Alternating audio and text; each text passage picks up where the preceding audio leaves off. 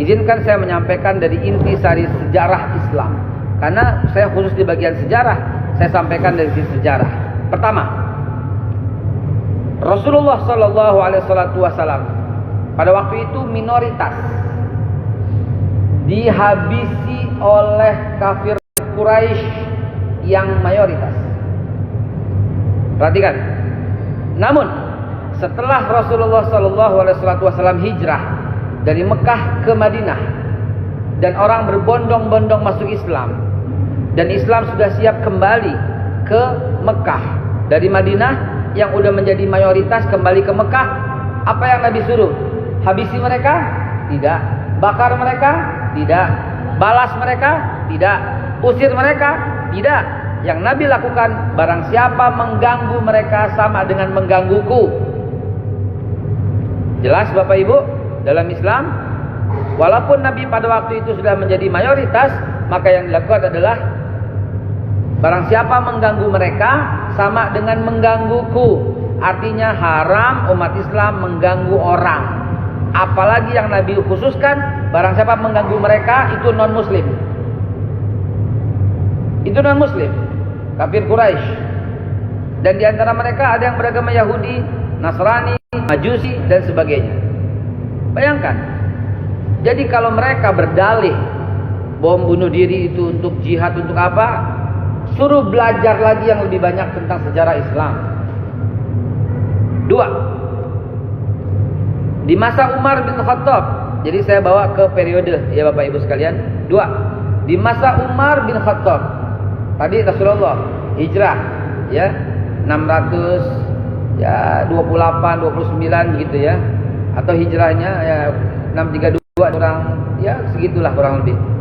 Umar bin Khattab 646. Apa kata Umar bin Khattab? Ketika Umar bin Khattab menaklukkan Yerusalem yang sebelumnya di Yerusalem Paus ya namanya Paus bukan Paus Urbanus, tapi bukan Paus lah namanya ya, seorang pendeta lah namanya Sopranios. Itu sebelumnya membunuh umat Islam yang ada di Yerusalem dan Masjidil Aqsa dijadikan gereja. Oke, paham situasinya? Umat Islam habis diusir, yang nggak mau dibunuh, Masjidil Aqsa dijadikan gereja oleh Sopranios. 646 Umar bin Khattab datang, balas enggak, usir enggak, bunuh apalagi tidak. Apa yang Umar bin Khattab lakukan jamaah sekalian melakukan Allah?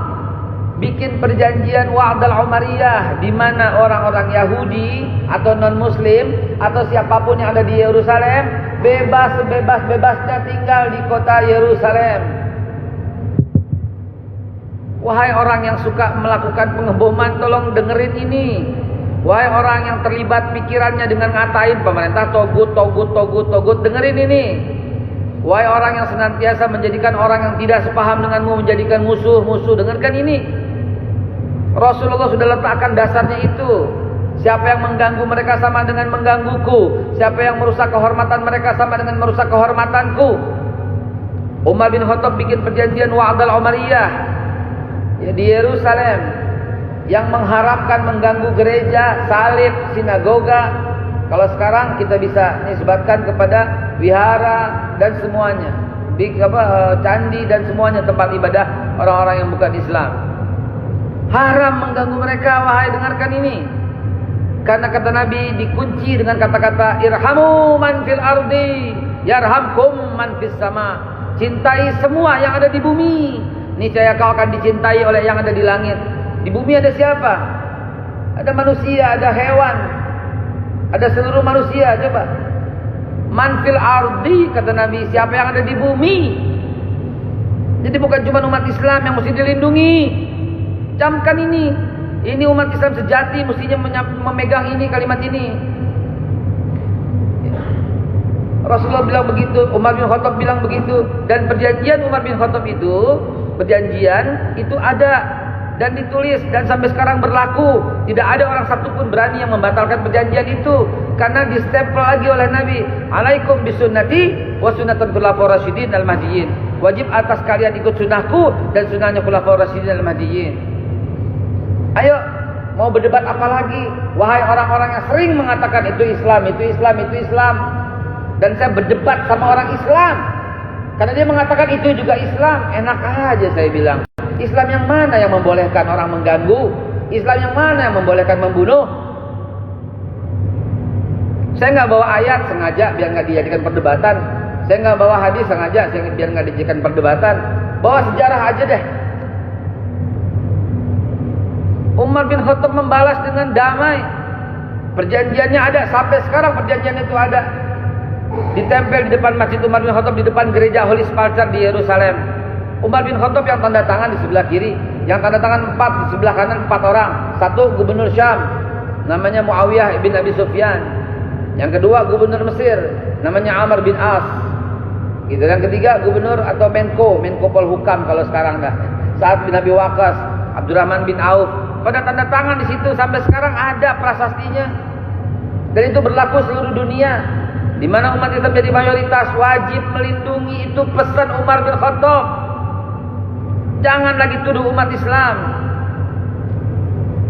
Saudara sekalian, begitu juga pada zaman pemerintahan misalnya siapa? Sultan Salahuddin Al-Ayyubi 1187. Jadi saya bahas dari tahun 628 pindah ke 646, pindah ke tahun 1187, di mana pada waktu itu Paus Urbanus menyebarkan perang salib atau yang kita kenal dengan Crusaders. Crusader itu mulai tahun 1093, 95 sampai 1099, selama 7 tahun membunuh seluruh umat Islam. Darah itu sampai berbulan-bulan tidak kering di sungai-sungai yang dilakukan di seluruh Palestina oleh Paus Urbanus. Habis umat Islam di sana. Sejak tahun 1099 selama 90 tahun tidak ada satupun umat Islam di sana. Kembali Masjidil Aqsa dijadikan gereja oleh Paus Urbanus II. 1187 tampil dari suku Tirkit di Irak, dari suku Irak, ya, Sultan Salahuddin Al-Ayyubi. Dia bebaskan Masjidil Aqsa. Dan apa yang terjadi dengan Paus Urbanus dan seluruh pasukannya? Dibiarkan bebas. Naskah Umar bin Khattab yang bersejarah itu dibakar oleh Paus Urbanus. Dan karena perjanjiannya sudah menyebar, Sultan Salahuddin Al-Ayyubi memperbaharui perjanjian itu dengan disebutkan perjanjian Ramallah yang ditandatangan di desa Ramallah, yang sampai sekarang desa itu masih ada di ibu bagian daripada Palestina bagian utara. Apa bunyi perjanjiannya? Sama.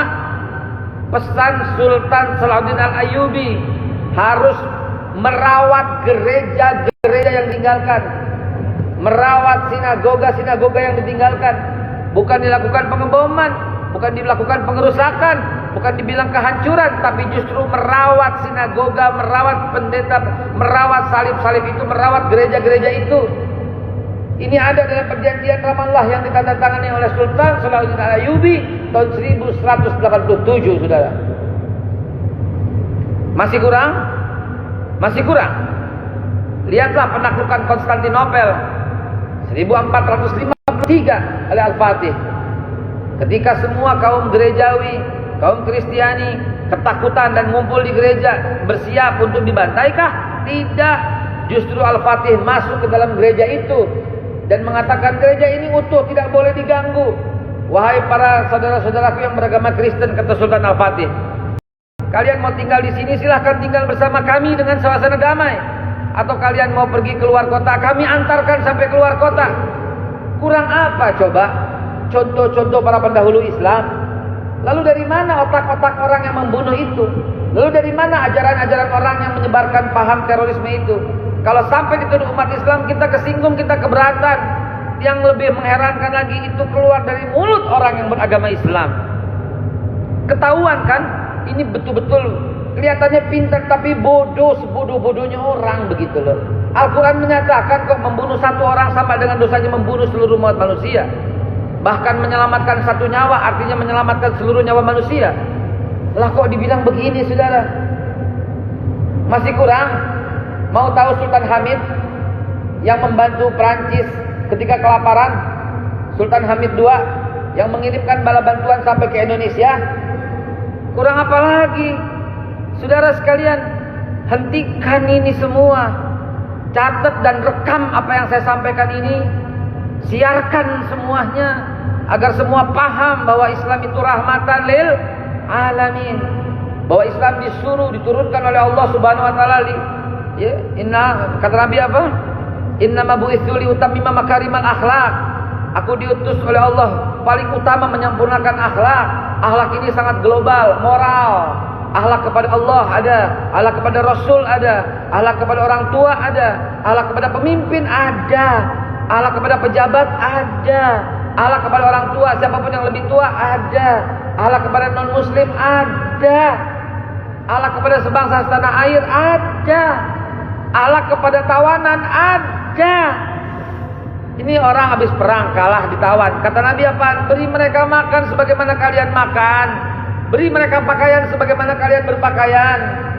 Diharamkan oleh Nabi mengganggu mereka, menyakiti mereka. Lihat ISIS, tawanan dibunuh-bunuhin. Ini bukan ajaran Islam. Entah dari mana mereka dapat ajaran seperti itu. Udah dibunuh, dipotong lehernya, difilmin, diviralin lagi.